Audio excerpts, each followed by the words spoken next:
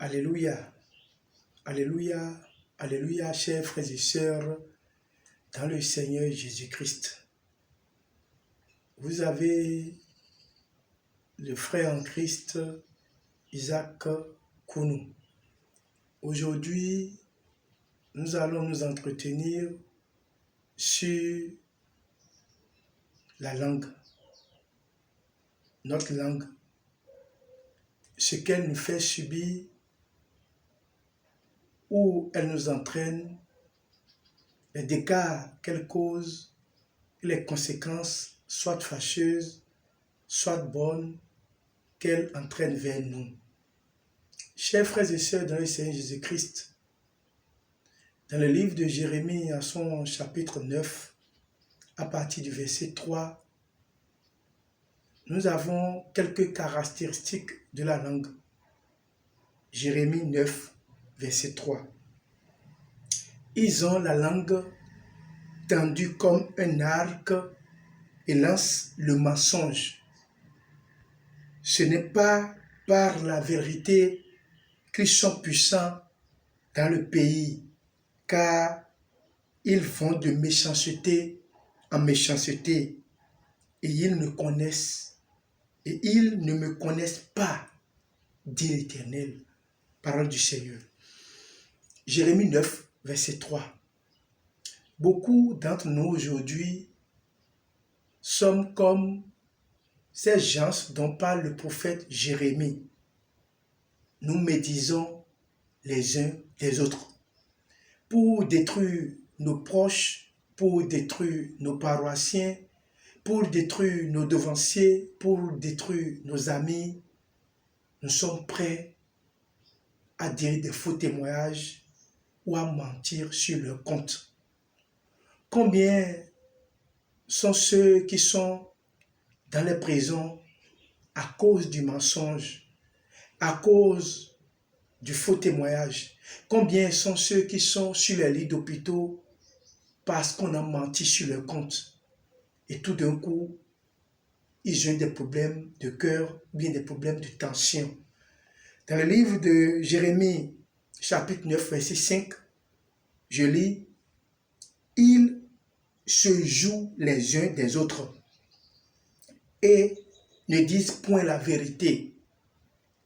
Ils exercent leur langue à mentir. Ils étudient à faire le mal. » Jérémie 9, verset 5. Beaucoup sont ceux qui, dans la rue, en allant courtiser une femme, ne disent que des mensonges.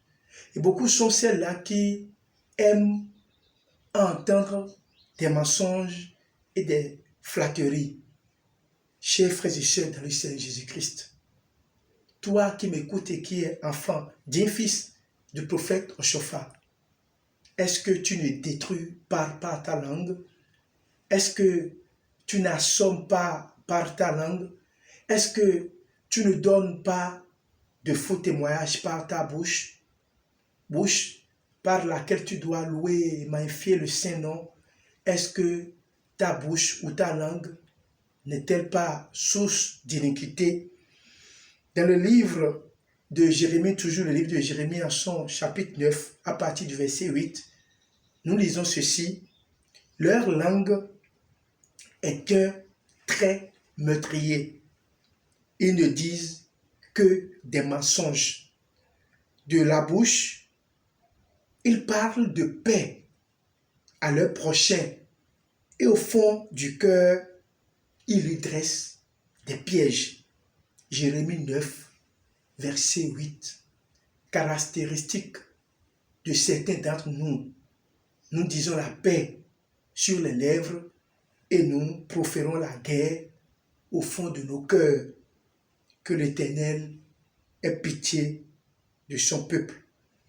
Chers frères et sœurs dans le Seigneur Jésus-Christ, vous qui aujourd'hui m'écoutez, combien de fois avez-vous menti sur le compte de quelqu'un? Combien de fois avez-vous assassiné ou tué quelqu'un par la fausseté de votre langue? Et combien de fois avez-vous détruit des couples par la fausseté de votre langue.